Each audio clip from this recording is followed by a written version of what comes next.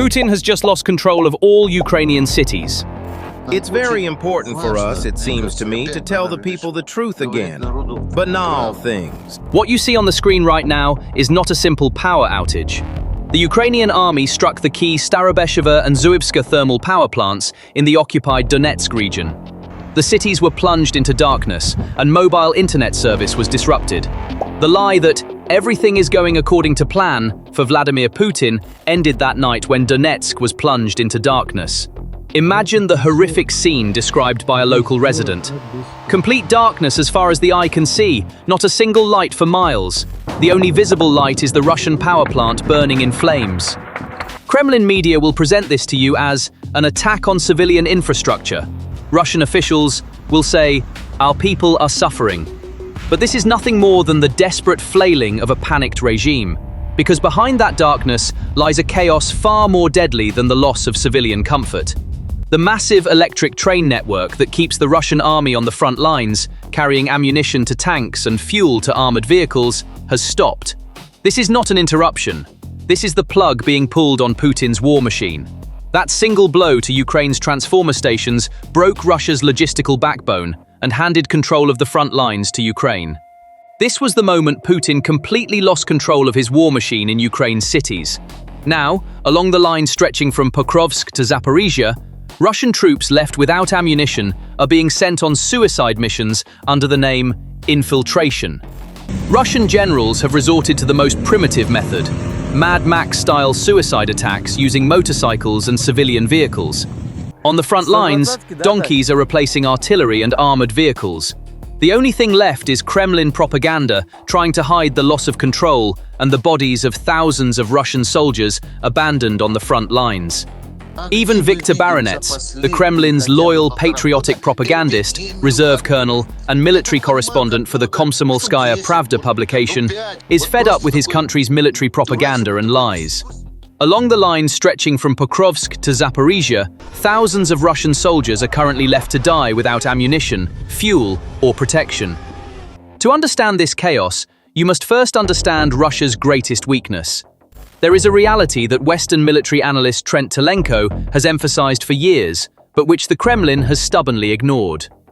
The Russian army is not a truck army. The Russian army is a railway army. Russian logistics are deeply dependent on the vast Soviet-era railway network. Every artillery shell, every tank engine, every liter of fuel destined for the front lines is transported by train. Over 70% of these trains in Russia run on electricity. That's why the two power plants Ukraine struck in Donetsk were a strategic knockout blow. When the Starobesheve and Zuivska power plants were taken out of commission, the voltage on the railway catenary lines in the Donetsk region dropped to zero. Trains loaded with tons of ammunition on the tracks were frozen in place. You may ask, why don't they use diesel locomotives? The answer lies in Russia's structural decay. Russia does not have enough diesel locomotives to power this massive network. Those that do exist are rotting in scrapyards due to neglect and a spare parts crisis. With the trains out of commission, the Kremlin was left with only one option: shift the massive shipment of ammunition and personnel to the roads, to defenseless truck convoys. By loading the Selidovo-Pokrovsk highway and the only asphalt supply route in Zaporizhzhia to supply the Pokrovsk and Zaporizhzhia fronts, the Russian army was actually signing its own death warrant, because Ukraine was waiting for precisely this move. The moment Russian convoys spilled onto the highways, Ukraine's Air Force MiG-29 and F-16 fighter jets took to the skies. Under their wings were US-made GBU-62 bombs, integrated with advanced JDAMER guidance kits, and French-made HAMMER missiles. Images captured by OSINT sources revealed massive craters in the middle of the highway and shattered asphalt. Passage has become impossible. Russian artillery batteries currently fighting on the Pokrovsk front, north of Donetsk, are waiting for the supply train that should be coming up behind them. But those trains and trucks will not arrive. This logistical paralysis is not merely a delay. In modern warfare, even a single day's interruption in the flow of ammunition is a death sentence for soldiers on the front lines. Despite this, the orders from Moscow remain unchanged: advance, attack, at any cost. The breakdown of the logistical backbone has transformed the Russian army from a modern force into a makeshift militia. This structure, which claims to be the world's second largest army, is sending its soldiers to the front lines in Chinese-made golf carts. These are called Desert Cross. They are actually vehicles designed for farmers or hunters, made of plastic and lightweight metal with no armor protection. According to Forbes reports and footage from the field, Russian troops who lost their tanks and couldn't get logistical support on the Pokrovsk front are launching attacks with these vehicles. There's no easier target for an FPV drone. Soldiers inside these vehicles are completely defenseless. But Russia's desperation didn't stop there. A method that should have remained in the history books has returned to the modern battlefield in 2025. Brace yourselves. What you are about to hear is no joke, but a fact admitted by the Russian media itself. According to a report by Kommersant, one of Russia's leading newspapers, the Russian army is reviving full-fledged cavalry units. In the age of missiles, drones, and electronic warfare, Putin's soldiers are preparing to ride horses to the front lines. However, when these comical solutions proved insufficient, the Russian command changed tactics. They call it infiltration.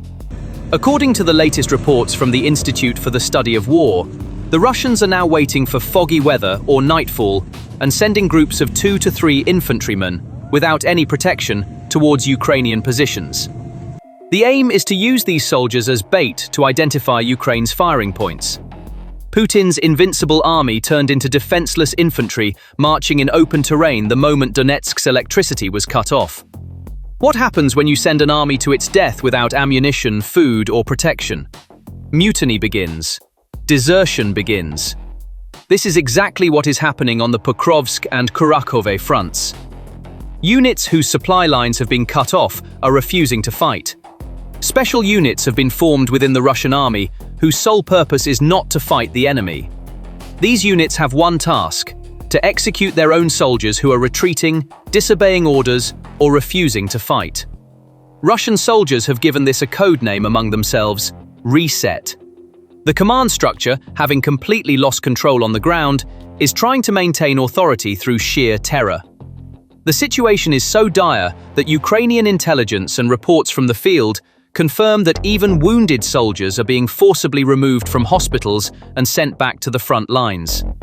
Soldiers using crutches with shrapnel fragments in their bodies whose stitches haven't even been removed yet. What about the soldiers on the ground? Listen carefully to this soldier's words. Stranded in trenches near Pokrovsk with their supply lines completely cut off, Russian soldiers say they are eating tree bark to avoid starvation. While the army collapses logistically and morally in Donetsk, another disaster unfolds in the Black Sea. Ukraine's Neptune missiles turned the port of Novorossiysk into hell.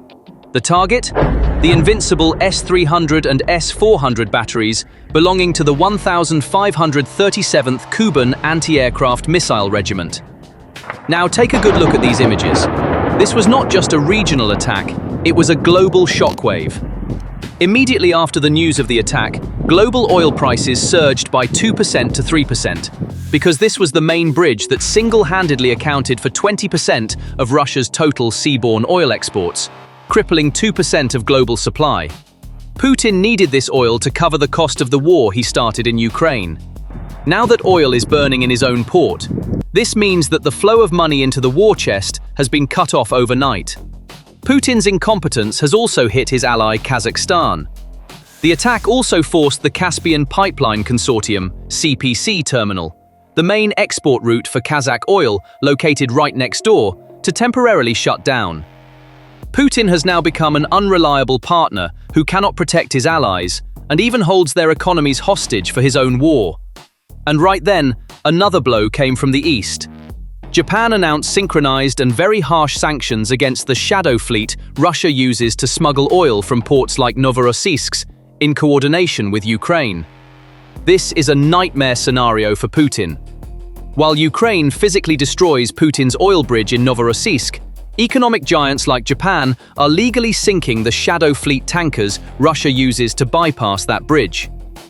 This attack in Novorossiysk, this military embarrassment and economic loss, has thrown the Kremlin into a state of complete panic. Satellite images verified by Naval News clearly show that the Russian Black Sea Fleet has now left Crimea.